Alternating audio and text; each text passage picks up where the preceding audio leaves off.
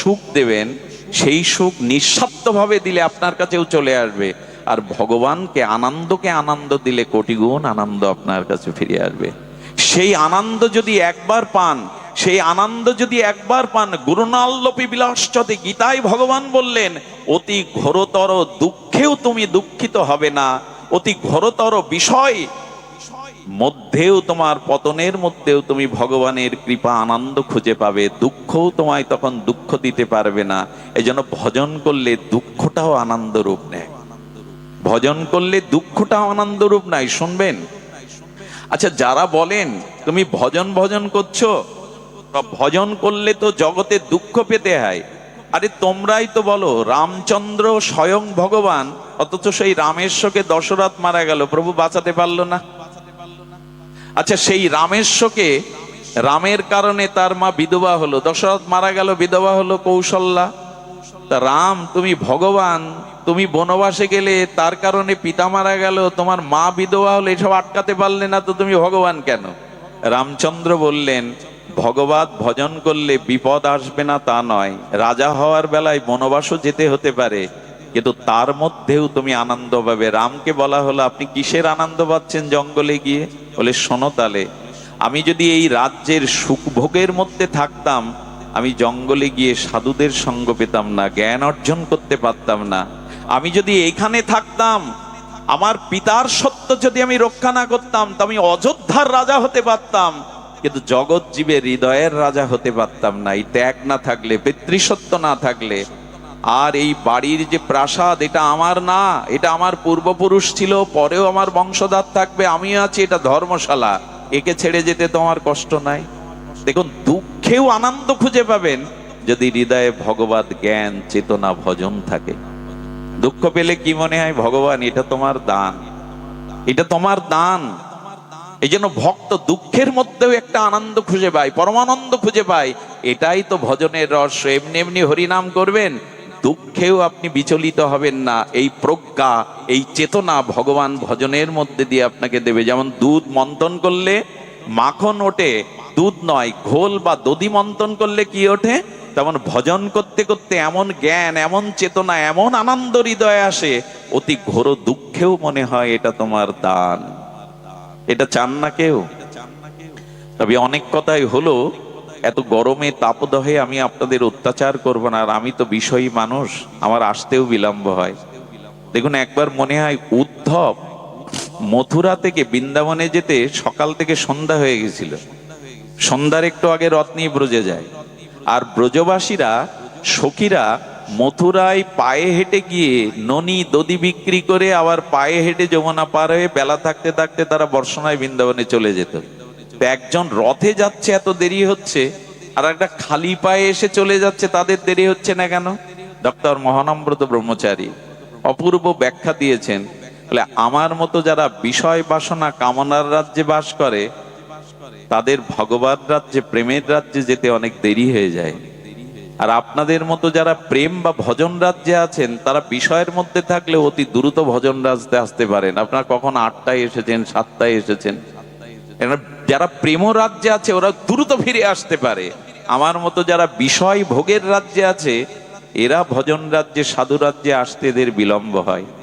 এখন এই ভজনটা কি, আমি সংক্ষিপ্ত একটি লীলা, সংক্ষিপ্ত একটি তত্ত্ব জানিয়ে আপনাদের চেষ্টা করব সামান্য একটু সময় হৃদয়ের প্রেমানন্দ ভগবত কৃপায় দানের জন্য। এখন ভজনটা কি খুব লক্ষ্য করতে হবে। এবার আমরা সিদ্ধান্তে এসেছি, আমরা সোপান বাইতে বাইতে প্রায় সৌধের উপরে উঠছি। এখানে আপনাদের নিবেদন করব যে আপনারা এই কথাটি একটু কষ্ট হলেও ধ্যান দিয়ে শুনুন।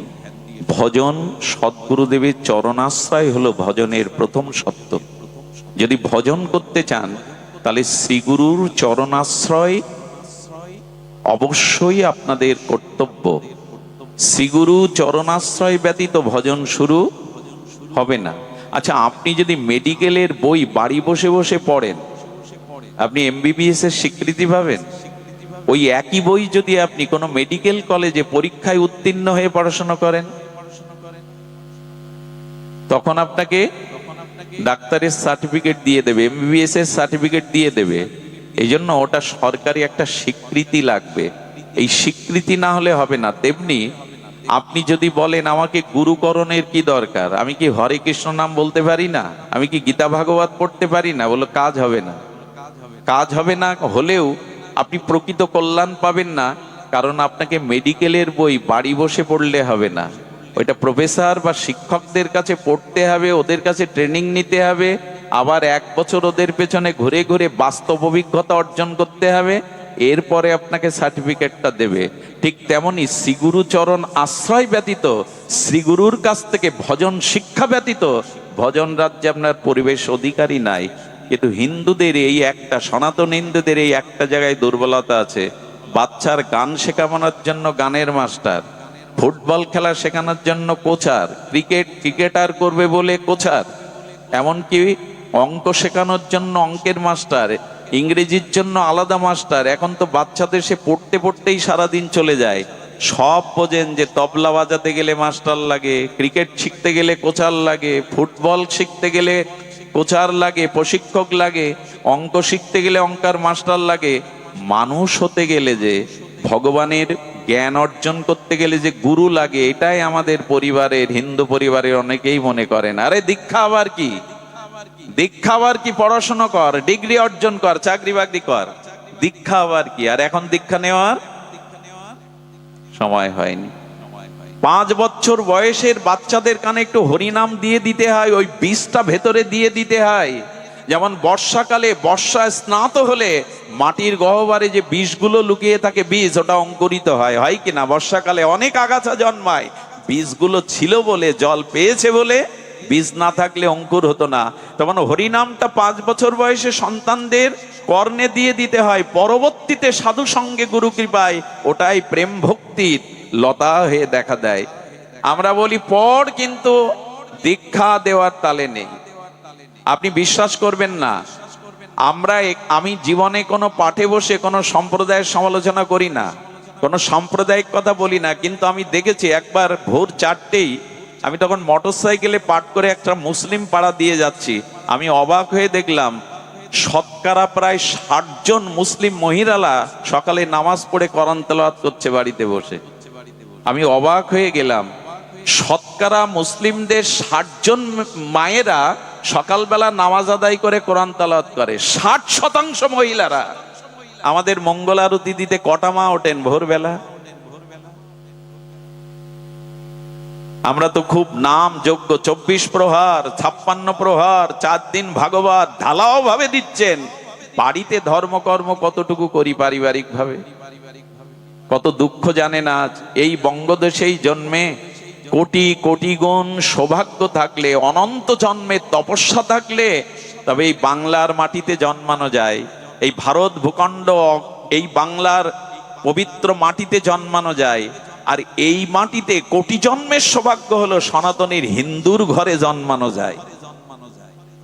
আর সেই হিন্দু হয়ে এখন আমি ধর্ম ত্যাগ করছি, অথচ কালী পূজা, দুর্গা পূজা, শীতলা পূজা, জগদ্ধাত্রী পূজা, বাসন্তী পূজা, মনসা পূজা, সব মাতৃপূজা হিন্দুদের মধ্যে। 12 মাসে প্রায় মায়ের পূজাই বেশি, অথচ আমার ঘরের লক্ষ্মী, আমার ঘরের সরস্বতী কোডে দাঁড়িয়ে বলছে ধর্ম মানি না, এ বাবা মাকে চিনি না।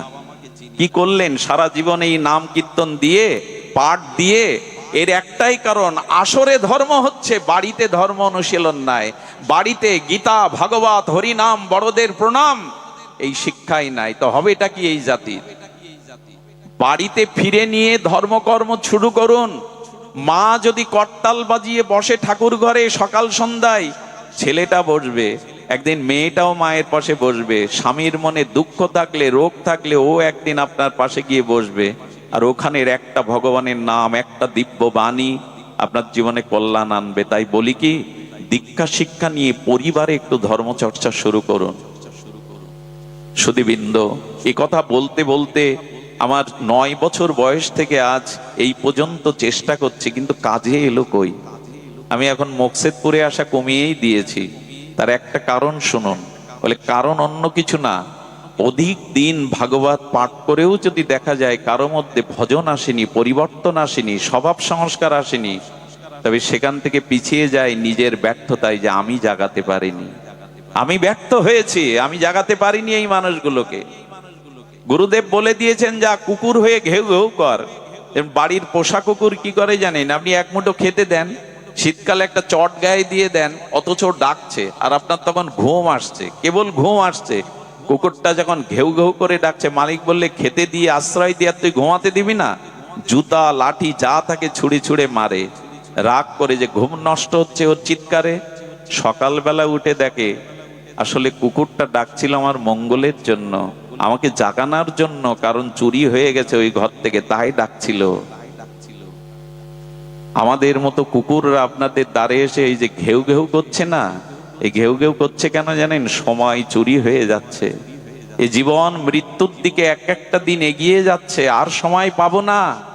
আমাদের মতো কুকুররা আপনাদের দ্বারে দ্বারে ঘেউ ঘেউ করে যদি কাউকে জাগাতে না পারি, তাহলে আর এসেই লাভ কি?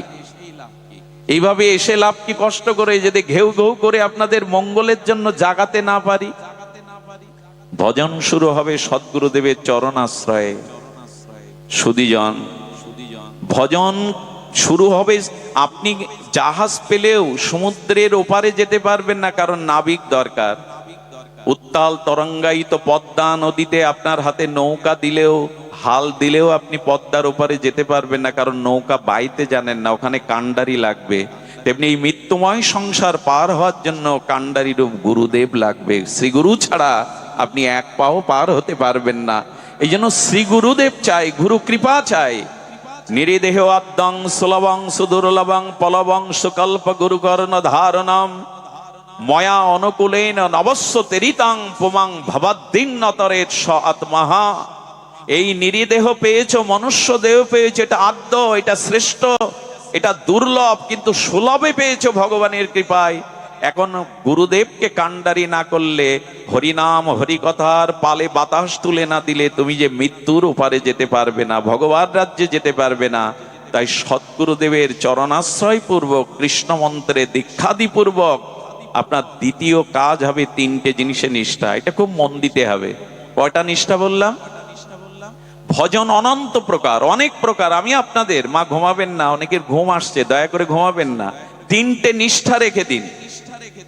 দেখুন, যে যে পদে আছে, যে যে অবস্থানে আছে, ওখানে তার বাহ্যিক বা আন্তরিক অন্তরে কিছু লক্ষণ থাকতে হবে, কিছু প্রকাশ থাকতে হবে, না হলে ওই পদে, ওইখানে তাকে সেইখানে যোগ্য মানা যাবে না। একটু দৃষ্টান্ত স্বরূপ বলি। কি বললাম? যে ভজনের মধ্যে তিনটে নিষ্ঠা আপনার চরিত্রে আসতে হবে, তবেই আপনি ভজনে প্রবেশ করতে পারবেন, তবেই আপনি ভগবানের কৃপা পাত্র হবেন। কটা বললাম নিষ্ঠা? যে যে পদে থাকে তার কিছু নিষ্ঠা দরকার। ধরুন পুলিশ, আচ্ছা পুলিশ যদি ইউনিফর্ম না পরে দাঁড়ায়, মানবেন? তাকে লুঙ্গি পরে দাঁড়ালে চিনতে পারবেন এ পুলিশ? তার মানে তার বাহ্যিক কিছু লক্ষণ থাকতে হবে। পুলিশের ইউনিফর্মে আবার ওদের র্যাঙ্ক লেখা থাকে, থাকে কিনা? এসপি কিনা, এটা লেখা থাকে না? র্যাঙ্ক একটা অলংকার তার, এটা হলো তার বাইরের অলংকার। এবং তার পোশাক, তার কাছে আগ্নেয় অস্ত্র থাকে কিনা? পুলিশের কাছে আগ্নেয় অস্ত্র থাকে কিনা? এগুলি থাকাটাই তার বাইরের নিষ্ঠা বা ওই পদের পরিচয়।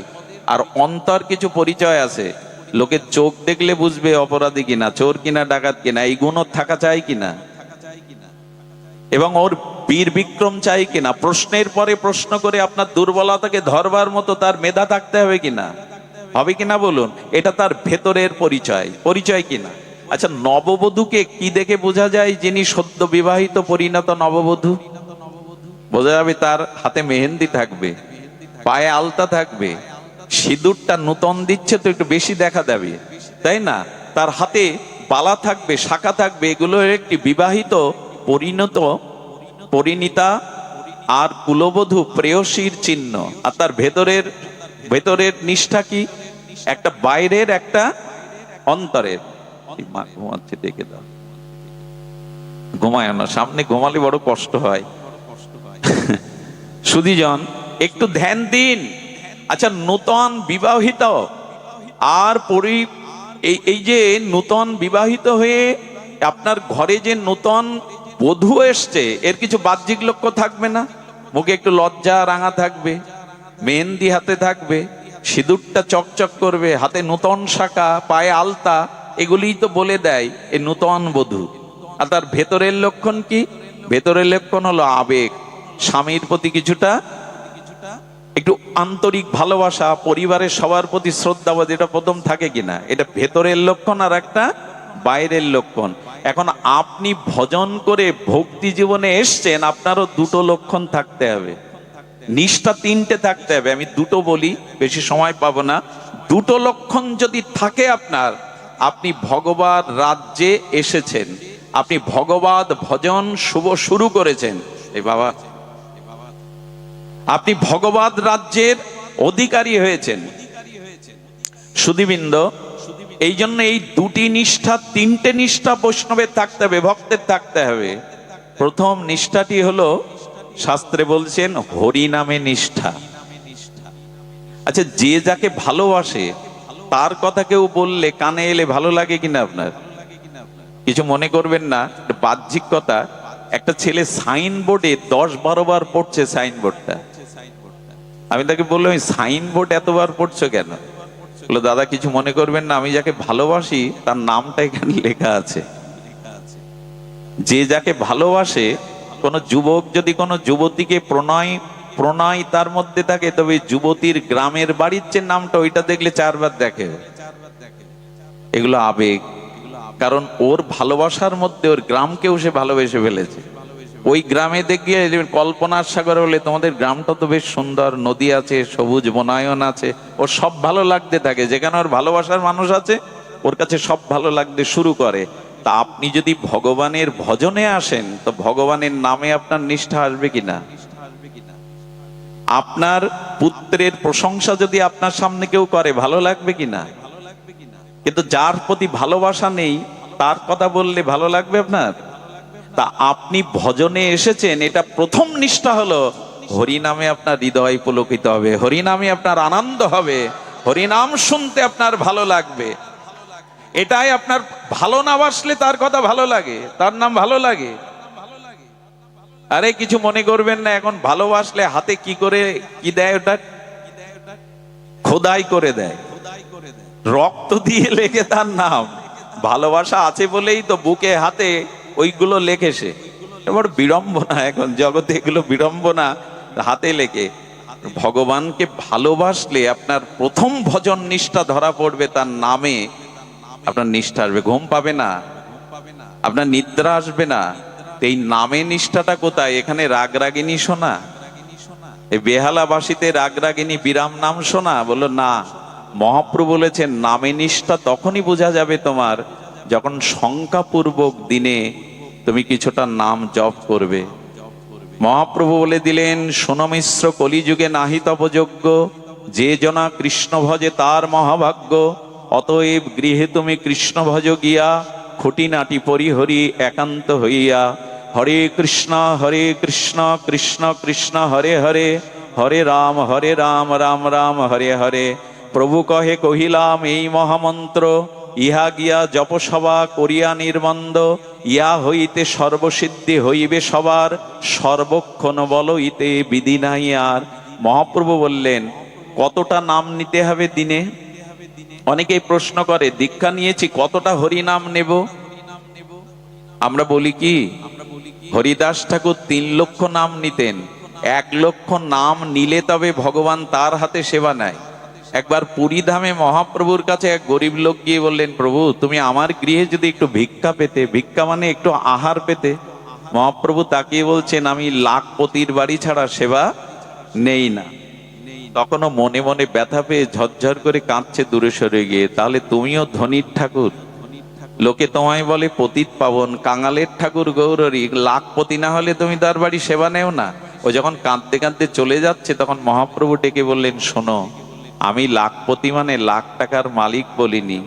যে লক্ষ হরিনাম দিনের মধ্যে নেয়, সেই হলো লাখপতি। আমি তার বিড়ে সেবা নিতে আগামী চলে যাই। এই জন্য বৃন্দাবনে, নবদ্বীপে যারা ভগবানের সেবা করে, এরা 1 লক্ষ নাম করবেই, না হলে মহাপ্রভু তার হাতে সেবা, আমরা সেবা দেই, দিতে হয়। তাই কার হাতে নেবেন প্রভু? লক্ষ নামী যিনি।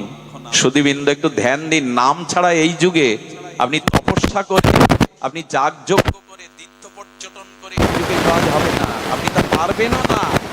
আপনাকে নাম বিনা যুগে নাহি আর ধর্ম। নামটাকে বাড়ি বসে জপ করতে শুরু করুন। যদি হাতে মালা নিতে সমস্যা হয় অফিসে যে মেশিনে জপ করুন, তবে মেশিনে জপটা প্রসিদ্ধ নয়। আপাতত করুন, কিন্তু মালা নিয়ে নিন এই তুলসী কাষ্ঠের মালায়। তবে আমি আপনাদের বলে যাই, আচার্যরা বলেছেন কতটা নাম নিতে হবে।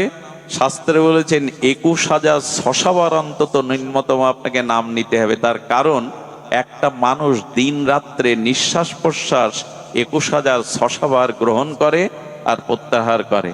তবে 21,600 বার আমরা নিঃশ্বাস প্রশ্বাস নিতে পারবো না। এই জন্য 16 মালা করলে 25,000 নাম হয়। কয় মালা? 16 মালা জপ করলে কয় হাজার হয়?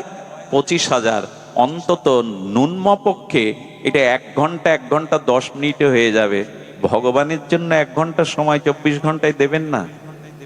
তাহলে আর নিজের কল্যাণের সংসারের জন্য এত দিচ্ছেন, ব্যবসা বাণিজ্যের জন্য এত দিচ্ছেন, ভগবানের আর গোবিন্দ বলে দিয়েছিলেন যজ্ঞ নাম জপযজ্ঞ হস্মি। যত যজ্ঞ আছে তার মধ্যে শ্রেষ্ঠ হলো জপযজ্ঞ। শুধু এইখানে 24 প্রহার নাম যজ্ঞ না, ভগবানের নাম জপ করাই হলো নাম যজ্ঞ। এটা কজন করি আমরা? এই জন্য নামে নিষ্ঠা আসতে হবে। নাম খোলকত্তাল বাজলেই যেন হৃদয় বেজে ওঠে, কান খাড়া হয়ে ওঠে। কারণ যে যাকে ভালোবাসে তার প্রথম নিষ্ঠা, প্রথম লক্ষণ হলো তার নাম তার মধুর লাগবে, নাম তার ভালো লাগবে। মহাপ্রভু হরি নামে গলদশ্রু, আর মহাপ্রভু কাঁদতেন, ধুলাই লোটাতেন। স্বয়ং ভগবান তার নিজের স্বমহিমাযুক্ত নাম নিয়ে তিনি কখনো কাঁদেন, কখনো গড়াগড়ি যান, কখনো উত্তালিত হয়ে ছুটে যান। তার নামে তার এত প্রেম। একবার নিজের কাছে প্রশ্ন করুন তো, হরি নামে আমার কতটা নিষ্ঠা এলো যে আমি ভজনে প্রবেশ করেছি? দয়া করে, কৃপা করে বাড়ি বসে একটা সময় দিন নামে। এটা ছাড়া কোনো সম্পদ নাই। এক কৃষ্ণ নামের মহিমা কেমন জানেন? সূর্য গ্রহণে যদি 1 কোটি গাভী দান করেন, যেটা কল্পনাতেও সম্ভব না, গ্রহণকালে যদি 1 কোটি দুগ্ধবৎসল গাভী দান করেন, সুমেরু পর্বতের ন্যায় যদি কোনো সোনা দান করেন, আর যদি কোটি কোটি অশ্বমেধ যজ্ঞও করেন, এক কৃষ্ণ নামের তুলনায় তার শত সহস্রের 1 ভাগও না। যদি সূর্যগ্রহণকালে 1 কোটি গোদান করেন, আর যদি তীর্থে 1 কল্পকাল বাস করেন, প্রয়াগে গঙ্গার তীরে 1 কল্পকাল যদি বাস করেন, সুমেরু পর্বত সম সুবর্ণ দান যদি অন্যকে দেন, তবে একটা কৃষ্ণ নামের 1000 অংশের 1 অংশও হবে না। সেই নাম দিন চলে গেল, জিহ্বা পেলাম, বললাম না। দিবস যামিনী আবোল তাবোল, কত পাঁচাল পাড়িতে পারো, তার মাঝে একবারও কি রাধা মাধব বলিতে নারো? কিছু মনে করবেন না, হোঁচট লাগলে, হাই তুলতে গেলে, একটু আড়ামোড়া খেতে গেলে একটু ভগবানের নামটা অভ্যাস করে দিন। হা রাধে বলে দিন না, ওই নাম হয়ে যাবে। আমরা বাবা গো মা গো বলি। কি বলি? মুসলিমদের দেখেছি, ওরা গাদন খেলাতেই নারাই তাকবীর, ওরা জিতলে নারাই তাকবীর। আমাদের বেলায় পায়ে উসড় লাগলেই বলে ওদের প্রশংসা করছো কেন? এটা বাস্তবে দেখেছি আমি। ওরা বিসমিল্লাহ ছাড়া কোনো নাম শুরু করে না। আমাদের ওইখানেই গলদ, বাবা গো মা গো হ্যাঁ গো এই। আর বাচ্চাদের নাম যা এখন রাখি আমরা, অন্তত অজামিল তো নারায়ণ নাম রাখাই উদ্ধার হয়ে গেল। কি সব নাম, সব সিরিয়ালের নাম। দয়া করে বাচ্চা কাচ্চা হলে আচার্য গুরুদেবের কাছে তার রাশির আদ্যক্ষর অনুযায়ী নাম রাখবেন। ওই নামের মধ্যে আশীর্বাদ থাকে, করুণা থাকে। নামটাও যেন তেন রাখতে নাই, এটাও একটা সংস্কার। আমাদের যে 24টা বা 22টা সংস্কার আছে, নামকরণ একটা সংস্কার। শ্রীকৃষ্ণের নামকরণ নন্দ বাবা করেনি, যশোদা করেনি, গর্গাচার্য এসে করেছিলেন। রামচন্দ্রের, লক্ষণের, ভরত, শত্রুঘ্নের নাম বাবা মা রাখেনি, উনি রাজা তবু রাখেননি, রেখেছিলেন গুরু বশিষ্ঠ দেব। এগুলো মনে রাখি আমরা। কত নাম, আর সেসব নামের কি তা সে বোঝা যায় না। কত কি নাম। দয়া করে এইসব সংস্কারে আসুন। আমি বলছিলাম, নাম হাই তুলতে গিয়ে, অলসতা ছাড়তে গিয়ে, ভোরবেলা ঘুম থেকে উঠতে গিয়ে অন্তত হা গৌরাঙ্গ, হা রাধে এরকম একটু বলা শুরু করুন। ওই নাম একবার বললেই আপনার সারাদিনের কোথাও না কোথাও চিত্তে ওই নামের মাধুর্য রেগে থাকবে। সুধীবৃন্দর, একটা জিনিস বলি, এই নিষ্ঠাটা দরকার। তিনটে নিষ্ঠার মধ্যে এক নাম নিষ্ঠা। আমার হাতে সময় নেই, এই জন্য দ্রুত বলে যায়। দ্বিতীয় নিষ্ঠাটি হলো তুলসী নিষ্ঠা। আচ্ছা, আজ পর্যন্ত দেখেছেন ভাগবত পাঠে তুলসী বিন্দাজি নেই? বিন্দাজি না থাকলে সেখানে ভাগবত হবে না। এই তুলসী হলো দ্বিতীয় নিষ্ঠা। তুলসীতে নিষ্ঠা না হলে আপনার ভজন, আপনার প্রেম ভক্তি হবে না। খুব ধ্যান দিতে হবে। তুলসীতে আমাদের গৃহে গৃহে আছে। আচ্ছা, আপনি 56 ব্যঞ্জন রান্না করলেন, 64 মন্ত্রের ভোগ করলেন, ওদের তুলসী না দিলে গোবিন্দ নেবে? 56 ব্যঞ্জন, 64 মন্ত্রের ভোগ, অথচ তুলসী দিলেন না। শুনে রাখুন, এক গ্লাস ভগবানের পানীয় জলে তুলসী না দিলে ওটা রাধারানী নেবে না, গ্রহণ। তুলসীবিহীন কোন বস্তু ভগবান গ্রহণ করবে না। তাহলে তুলসী ছাড়া এই দেহটাও ভগবান গ্রহণ করে কি করে? তুলসী ছাড়া এই দেহটাও ভগবান গ্রহণ করে কি করে?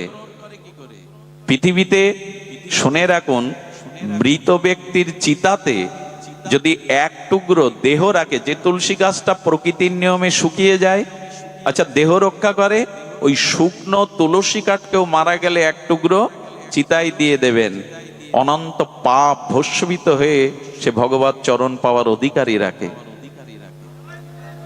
একটা তুলসী শুকনো কাঠ ওই তুলসী থেকে ছিঁড়ে নেওয়া যাবে না। যে গাছটা দেহ রক্ষা করেছে, ওই কাঠ দিয়ে যদি তুলো ঘি দিয়ে একটু ভগবানের প্রদীপ জ্বালান, ভগবান পরম প্রসন্ন হন। তুলসীর কাঠ দিয়ে তাকে দীপদান দিলে, এই যে মাসটা গেল দীপদানের, এটা ব্রজে অনেকেই ওটি দেয়।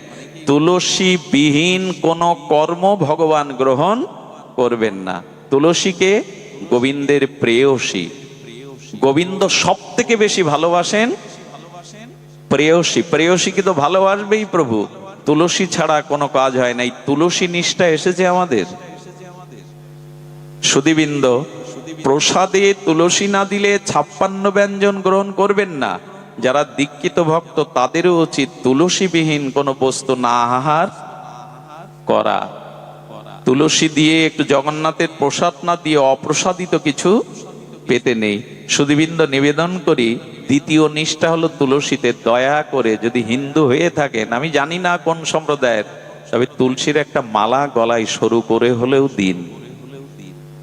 56 ভোগও ভগবান গ্রহণ করবে না তুলসীর স্পর্শ ছাড়া। আমার এত বড় দেহটা ভগবান গ্রহণ করবে কি করে? বলে তুলসীর মালা গলায় দিয়ে যদি মিথ্যা বলি, প্রবঞ্চনা করি, লোক ঠকাই, তবে শুনুন, অনেকেই বলে দাদা এখন ব্যবসা করি, আর অনেক মিথ্যা বলতে হয়, এখন আর এই অজুহাতে অনেকেই গলে মালা দেয় না। আমি তাকে উল্টে প্রশ্ন করি, তুলসীর গলা মালাই দিয়ে মিথ্যা বললে দোষ হবে, আর মালা গলায় না দিয়ে বললে দোষ হবে না? তাই মালা গলায় নাই, মিথ্যা বললেন, ওদের তো কি জাতীয় বুদ্ধি আমাদের! সাধু সঙ্গ না করে করে, শাস্ত্রজ্ঞান না নিয়ে, আজকাল প্রায় লোক বলে মালা কি করে নেব, 1000টা মিথ্যা বলতে হয়, 1000টা মিথ্যা কথা বলতে হয়, তো মালা গলায় নিয়ে মিথ্যা কথা বলবো। আরে গলায় মালা না দিয়েও মিথ্যা মিথ্যাই সমপরিমাণ পাপ। বরঞ্চ এটা দিলে কি হবে জানেন? এটা দিলে একবারও মনে হবে আপনার, কারণ গাছের একটা ক্রিয়া আছে, শিকড়ের একটা মহিমা আছে। লজ্জাবতী গাছে আজও হাত দিলে ওর পাতা বন্ধ হয়ে যায়, ওর অনুভূতি নাই, স্পন্দন নাই। তুলসী কাঠের মহিমা বেদে যেভাবে বলা আছে, আমাদের বেদের ভাগে যেভাবে বলা আছে, তা অদ্বিতীয় তুলসী মহিমা। যেখানে তুলসী বাগান ওইখানে গোবিন্দের বাস, ওখানেই রাধারানীর বাস। পদ্ম এবং তুলসী যেখানে, হরিকথা যেখানে, ওখানে ভগবান বাস করেন। তো বললেন তুলসীর মালা গলায় দিলে 10টা মিথ্যার মধ্যে একবার বিবেক বলে উঠবে, একটা তো কমা। আচ্ছা, আমি যদি শিকা রেখে আর বড় তুলসীর মালা রেখে এখন সিডির দোকানে গিয়ে বসি, চায়ের দোকানে গিয়ে বসি, সিনেমা হলে বসি, পেছনে যে বসে আছে সে একবার হলেও ঠাট্টা করে শিকাটা নয়, বেটা তোর জায়গা তো এইটা না। এগুলো আমাদের রক্ষাও করে, এগুলো আমাদের রক্ষাও করে। তোর জায়গা তো সিনেমা হল না, তুই এখানে কেন? এগুলো আমাদের জাতীয় পরিচয় দেয়, আমি সনাতনী হিন্দু। সোনার চেন গলায় দিতে আমাদের কত আনন্দ হয়, অথচ যা গলায় পড়লে সাক্ষাৎ ভক্তি ভগবান দিতে পারেন, সেটাই আমাদের লজ্জা। আমাদের মঙ্গল চাই কোন মুখে আমরা? আরে বিদেশিদের দিকে তাকান, জার্মানি, ইউরোপের দিকে তাকান, তারা তুলসীর মালা নিয়ে এখন নবদ্বীপে মায়াপুরে নৃত্য করছে। আপনার আমার বাধা। একটা অন্তত চিহ্ন রাখুন। একটা কথা বলি, হৃদয়ে লিখে নিয়ে নেন, তুলসীর গলা মালাই নিয়ে যদি আপনি মৃত্যুবরণ করেন, আমি শাস্ত্র থেকে দৃঢ় কণ্ঠে বলছি, আপনাকে নরকগামী হতে হবে না, অধঃপতনে যেতে হবে না। লিখে নিন আপনি। তুলসীর গলা মালায় তিলক যদি থাকে, যম নির্ঘাত বলেছেন, ভগবান বলেছেন, একে তুমি নরকগামী করতে পারবে না। কোথাও না কোথাও তার মঙ্গল লুকিয়ে থাকবে। প্রমাণ নেবেন, যুক্তি নেবেন। একবার আমাদের এক আচার্য পাঠ করতে যাচ্ছেন জঙ্গলের মধ্যে দিয়ে, জঙ্গলে 150 গাড়ি আটকে গেছে। কেন জানেন? সরকারি সিল মারা একটা গাছ রাস্তার উপরে পড়ে গেছে, সরকারি সিল দেওয়া। আচ্ছা, ওই গাছ আপনি হাত দিতে পারবেন প্রশাসনের অনুমতি ছাড়া? রাস্তার ধারে যেসব সরকারি গাছে সিল দেওয়া থাকে, নাম্বার দেওয়া থাকে, ওটা ওদের প্রশাসনের অনুমতি ছাড়া কাটলে আপনাকে জেলে যেতে হবে। এক বাবাজি বলছেন, উনি পাঠ করতে যাচ্ছেন, বলে বা এই তো পেয়ে গেছি যুক্তি। সরকারি সিল থাকলে যদি 150 গাড়ি আটকে থাকে, 1000 মানুষ রাস্তায় আটকে থাকে, প্রশাসনের লোক অনুমতি না দিলে গাছ সরানো যাবে না, তা ভগবানের সিল তুলসীর মালা তিলক থাকলে জম বা আমাকে সরাতে আসবে কোন কাজে? অধঃপতন অন্তত হবে না। এগুলোতে বিশ্বাস আনুন। এত যুক্তি তর্ক ভালো না, এত কুতর্কের মধ্যে পড়লে আর ওঠা যাবে না। সব বিষয়ে তর্ক আনতে যাবেন না, কিছু জিনিস বিশ্বাস করে মেনে নিন। এন দয়া করে এগুলির প্রতি নিষ্ঠা আনুন। তুলসী নিষ্ঠা না হলে ভগবত ভক্তি হবে না। আরে কিছুই গ্রহণ করবে না রাধা মাধব। সকালবেলা উচিত কি জানেন? তুলসীকে একটু জল সিঞ্চন করা। আর তুলসীর 9 ভাবে সেবা হয়। তুলসী দর্শন, তুলসী স্পর্শন, শ্রাবণে তুলসী, শ্রাবণে আষাঢ়ে রোপণ, তুলসী সংরক্ষণ যাতে পাতা খেয়ে না যায়, আর তুলসী চয়ন, গোবিন্দ চরণে পূজন, আর তুলসী আরতি, তুলসী পরিক্রমা। এইভাবে 9 ভাবে যে তুলসী শরণ নেয়, কি বলা হয়েছে? যে তোমার শরণ লয় তার বাঞ্ছা পূর্ণ হয়। এ কি শুধু গাওয়ার গাওয়া, গীতিকারের গান? গান না, এগুলোই ভজন। যে তোমার শরণ লয় তার বাঞ্ছা পূর্ণ হয়। শুনে রাখুন, ব্রহ্ম হত্যা, পিতৃহত্যা, মাতৃহত্যা, পৃথিবীতে জ্ঞাত অজ্ঞাত সারে যত পাপ আছে, তুলসীকে 4 বার প্রদক্ষিণ করে প্রণাম করলে সেই পাপ নিষ্কৃত হয়ে যায়। জানি কানি চা ব্রহ্ম হুতানি তানি চা তানি তানি প্রণশ্যন্তি প্রদক্ষিণ পদে পদে। তুলসীকে 4 বার প্রদক্ষিণ করে যদি কেউ প্রণাম করে, জানি কানি চা পাপানি ব্রহ্ম হতানি কানি চা তানি তানি প্রণশ্যন্তি প্রদক্ষিণ পদে পদে। ভাগবত বলেছেন, তুলসীকে পরিক্রমা করলে ব্রহ্ম হত্যা, আদি সব হত্যা, সমস্ত অপরাধ মুক্ত হয়ে সে ভগবানের চরণ পেয়ে যায়। এটা গল্প গুজব ভাববেন না, এটাই শাশ্বত সত্য। বলো পরিক্রমা করতে হবে কেন? বলো জন্ম জন্মে তুমি জন্ম মৃত্যু চক্রে পাক খাচ্ছ, যদি তুলসীকে পরিক্রমা করতে পারো তাহলে এই পাক, আসা যাওয়ার পাক থেমে যাবে তোমার। তৃতীয় হলো বৈষ্ণব সেবাতে নিষ্ঠা দিন। তৃতীয় কি? অনন্ত ভজনের মধ্যে এই 3 নিষ্ঠা। আপনি ভক্ত হলে ভজনে এলে আসতে হবে। তৃতীয়টা কি? বৈষ্ণব সেবা ব্যতীত আজ পর্যন্ত কেউ নিস্তার পায়নি, প্রেম ভক্তি পায়নি। তাই ভগবানের থেকে, ভগবানের সেবার থেকে শুদ্ধ ভক্ত বৈষ্ণব বা শুদ্ধ ভক্তের সেবার প্রতি আরো দৃষ্টি দিতে হবে। যে গিরিয়ে বছরে 2টো বৈষ্ণব সেবা হয় না, একটু হরিনাম হয় না, ওটা শ্মশান ভূমি। ওখানে প্রাচুর্য আছে কিন্তু শান্তি নাই, অভিশাপ বিরাজ করে সেখানে। তাই সামর্থ্য থাকলে আয়ের একটা অংশ ভক্ত সেবায় দিতে হয়। পৃথিবীতে সেবার থেকে বড় ধর্ম আর সেবাই। দেখুন, ভগবান প্রসন্ন হয় সেবাতে, ভক্ত সেবাতেই ভগবান প্রসন্ন হয়। ভগবান বললেন, আমার সেবা যে করে সে আমার ভক্ত না, আমার ভক্তের যে সেবা করে সে আমার ভক্ত। ব্রহ্মাকে বলেছিলেন, ব্রহ্মা আমাকে যে ভোগরাগ দেয় মন্দিরে, ওটা আমি দৃষ্টি দিয়ে স্বীকার করি, জিভা নেই না। বলে তাহলে দিয়ে লাভ কি? যদি আস্বাদন না করো কখনো নাও না। ব্রহ্মাকে গোবিন্দ বলেছিলেন, যখন কোনো শুদ্ধ ভক্তকে কেউ সেবা দেয়, ওই ভক্তের জিহ্বায় বসে আমি রসাস্বাদন করি। শুধু ভগবানকে সেবা সেবা আর ভক্ত সেবা একাধারে, গোবিন্দ সেবা ভক্ত সেবা 2 একাধারে, এই দুটোই। এই জন্য ভক্তের জিহ্বায় বসে এক মুঠো ভক্তকে দিন, তাতে কোটি কোটি সেবা পূর্ণ হবে। তাই বৈষ্ণব সেবার নিষ্ঠা রাখুন। পরিশেষে এইটুকু বলি, ভগবত ভজনে যদি এসেই থাকেন তাহলে দয়া করে সংসারে এইটুকু তো আপনাদের একটা ছোট্ট ভক্তমাল লীলার কথাই আমার বিশ্রাম কথা, ছাড়তে ইচ্ছা করে না কেন জানি না। যারা লোভী তাদের সামনে লোভের খাদ্য দিলে কি হয়? জ্ঞান থাকে কতটা খাবো, তারা তো খেতেই থাকে, পরে যা হয় হবে। নিশাতলায় এখানে যে পরিবেশ, এখানে কত মানুষ কষ্ট দূরে দাঁড়িয়ে আছেন।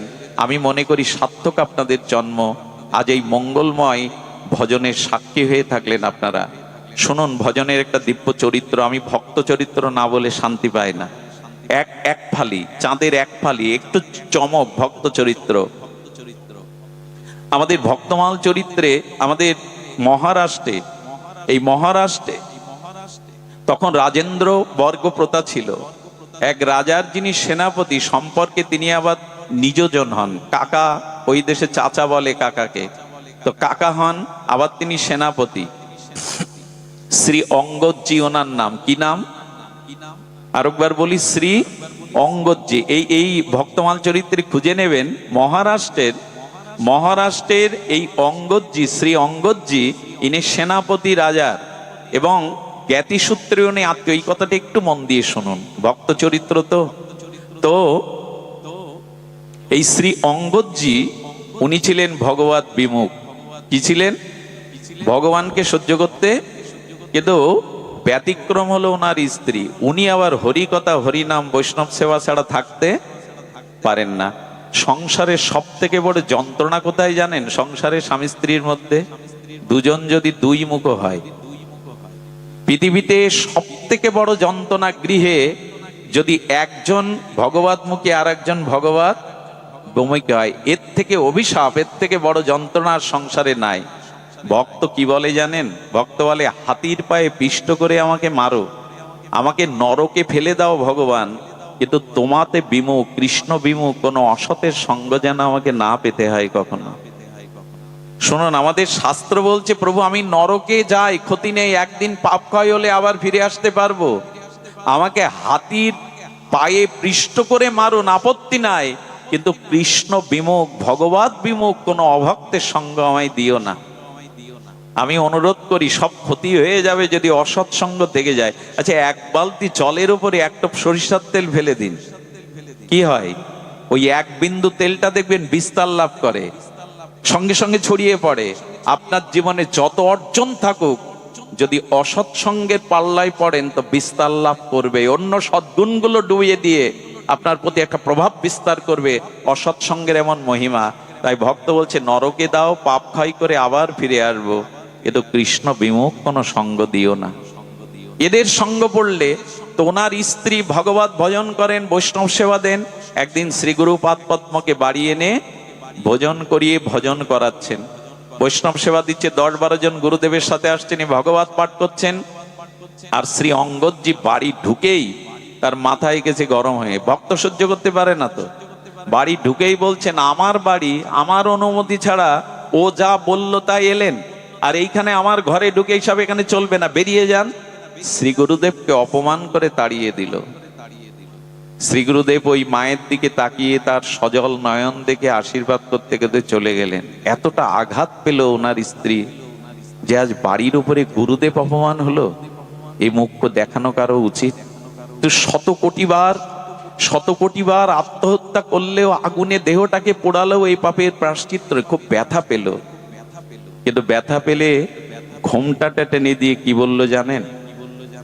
এই মুখ আমি তোমাকে আর দেখাবো না, বিবাহ করে এনেছো, তোমার এই অন্ন, যে অন্ন গুরুদেব আজকে অপমানিত হলো, এই অন্ন আমি পাবে না, এই দরজা দিয়েই আমি এই ঘরেই মৃত্যুবরণ করবো, এর দায় থাকবে তুমি। কিন্তু এই অঙ্গদজির একটা দুর্বলতা ছিল স্ত্রীর উপর, উনি অসাধারণ সুন্দরী ছিলেন।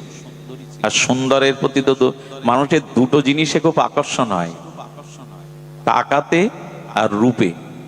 এই দুটো যেখানে দেখবেন সেখানে আকর্ষণটা খুব তীব্র হয়ে ওঠে, রূপ এবং অর্থ যেখানে আছে। যেমন মধু থাকলে ফুলের মধ্যে ভ্রমরকে ডাকতে হবে না, নিমন্ত্রণ করতে হবে না, ওরা এমনি এসে যাবে প্রজাপতি ভ্রমর। যেখানে টাকা আছে আর রূপ আছে, এইখানে কদরের অভাব হয় না, এইখানেই আসক্তি থাকে। তো এই অঙ্গদজি তার স্ত্রী সুন্দরী এবং গুণবতী ছিল, এই জন্য প্রবল একটা আকর্ষণ ছিল, ওনাকে না দেখে থাকতে পারতো না। এখন 2 দিন যখন ঘরে দরজা দিয়ে জলবিহীন পড়ে রয়েছে, কান্নাকাটি করছে, তখন দরজা খুলে বললে, দেখো তুমি যা বলবে মেনে নেব, কিন্তু এভাবে পড়ে থেকো না। আমি এমনি বলেছি, অন্যায় হয়ে গেছে, কিন্তু তোমাকে আমি মনে প্রাণে ভালোবাসি। উনি চিন্তা করলেন এই হলো সুযোগ, এই সময় যদি তার পরিবর্তন, কারণ ইনি তো জ্ঞানী, এই মহিলা ভগবত ভজন করেন, বললেন এই হলো সুযোগ তাকে পথে ফেরাবার। দরজা খোলার আগে বললে, একটা সত্যে যদি রাজি থাকো তবে আমি ঘুমটা খুলতে পারি, মুখ দেখাতে পারি, অন্ন জল পেতে পারি। সেটা হলো আজ থেকে তোমাকে সাধুগুরু বৈষ্ণব সেবা নিজে করতে হবে, তাদেরকে আর কখনো উপেক্ষা করতে পারবে না। আসলে মোহ আছে তো স্ত্রীর প্রতি, অপরূপ রূপ আছে। ও সিদ্ধান্ত নিল, হ্যাঁ আমি দীক্ষা নিয়ে তোমারিতে আর কখনো বাধা দেব না, আর আমিও এই পথে আসবো। সুধীমণ্ডলী গুরুদেবের কাছে গিয়ে ক্ষমা চাইলেন, আমাকে ক্ষমা করুন। সাধুর গুণ তো ক্ষমা করা। দীক্ষা নিলেন। আর কি করেন জানেন, জগন্নাথের মূর্তিতে মাঝে মাঝে তুলসী দেন, ফুল দেন। ধীরে ধীরে, আমি একটা কথা বলি আপনাদের, কারো ঘরে যদি গুণবতী স্ত্রী থাকে, কারো ঘরে যদি সতীসাধ্যী রমণী থাকে, আর সে যদি একটু ভগবতমুখী হয়, তবে অসুরকেও সে মানুষ করতে পারে, এই ক্ষমতা ওদের আছে। অনেক মাতালকে, অসুরকেও সেই পথে আনতে পারে, এই দৃষ্টান্ত আমাদের দেশে অনেক আছে। নারী যদি সতীসাধ্যী পরায়ণা হয়, নারী যদি ইষ্টপ্রাণা হয়, অসুরকে, মাতালকেও সে সুপথ দেখাতে পারে। এই হলো তাদের সর্ব। নারী পারে না এমন কোনো কাজ নেই। যেমন নরকে ডুবাতেও পারে, ওইখান থেকে তুলে আবার ভগবত রাজ্যেও নিয়ে যেতে পারে। একটা জিনিস শুনুন, কোন পুরুষ কোন নারীর প্রেরণা ছাড়া আজ পর্যন্ত এগিয়ে যেতে পারেনি।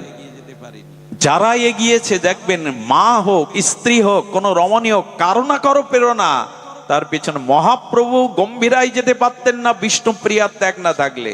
পরম পুরুষ রামকৃষ্ণ পরমহংসের পর্যায়ে যেতে পারতেন না মা সারদা দেবীকে পাশে না পেলে। আরে কৃষ্ণের মহিমা এত থাকতো না যদি রাধা রানী গোবিন্দের বামে না দাঁড়াতো। শ্রী শক্তি হলো প্রধান। এই জন্য কোন পুরুষ আজ পর্যন্ত এগিয়ে যেতে পারেনি কোন রমণীর পেছনে প্রেরণা ছাড়া, শুদ্ধ সতীসাধ্যী কোন কুলবতী রমণীর।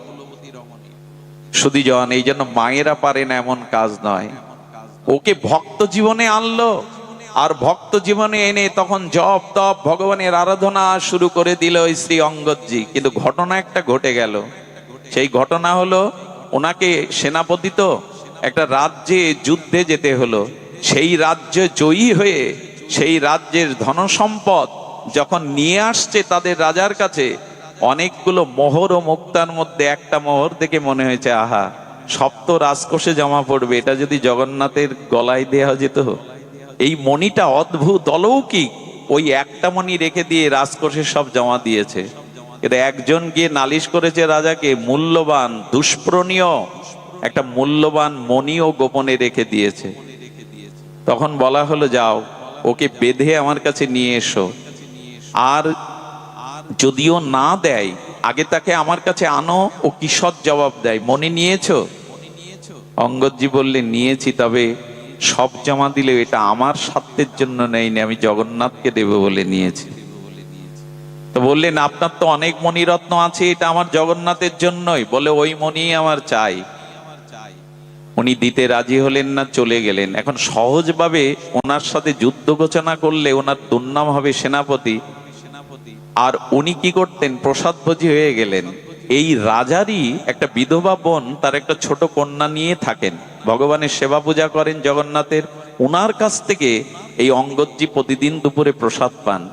আর এই বোনকে বলল, আমি তোকে অঢেল সম্পত্তি দেব, অনেক কিছু লিখে দেব, তোর কন্যার ভার আমার, ওকে খাদ্যে বিষ দিয়ে মেরে ফেল, মণিটা আমার চাই, মণিটা আমার চাই। মানুষ স্বার্থের জন্য কি না করতে পারে, খাদ্যে বিষ দিল। আর যখন অঙ্গদজি এসেছেন, প্রসাদ নিবেদন হলো সামনে, ভোগ আরতি হলো, যখন ওকে দিয়েছে, আর এর নিয়ম কি জানেন? শ্রী অঙ্গদ যে ওই যে বাচ্চা মেয়ে আছে ওই বিধবা মায়ের, ওকে এক মুঠো না দিয়েও খায় না, বলে মা মেয়েটাকে দেখে দাও। এইবার ও তেবড়ে পড়ে গেছে, মেয়েটা না খেলে তো আমি খাই না।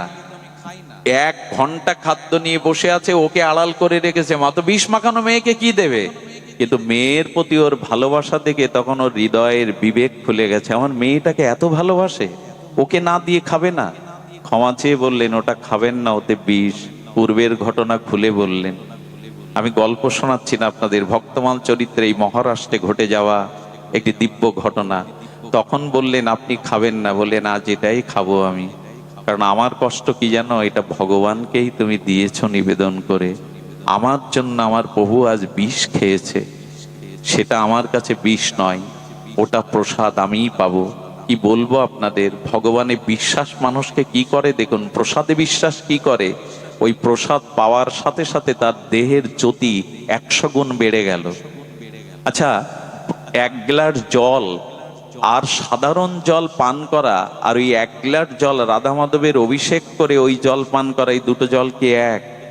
একটা বাজারের একটা বাতাসার, এখানে হরিনামে লুট দেওয়া একটা বাতাসার মান কি এক?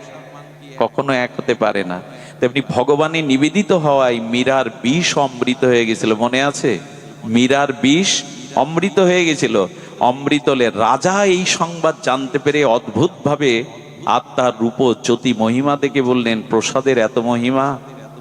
তো সুধীবৃন্দ, রাজা কিন্তু বিষে যখন মরল না, তখন বলল কি, এক কাজ করো, ওকে বেঁধে রেখে আমার কাছে আন, আমি জোর করেই মণি নিয়ে নেব। রাজার সেনারা আসতে গিয়ে বলল একটা অনুরোধ রাখবে, মণি আমি রাজাকে দেব, ওই যে সামনে সরোবর আছে ওখানে একটা ডুব দিয়ে আসি। সরোবরে ডুব দিয়ে বললে জগন্নাথ তুমি তো শুধু পুরীতে নাই, তুমি তো এখানেও আছো, আমি তোমার কাছে যেতে পারছি না, কিন্তু তুমি তো আমার কাছে আসতে পারো। আমার হাত তোমার পর্যন্ত যাবে না, কিন্তু তোমার হাত তো আমার কাছে আসতে পারে।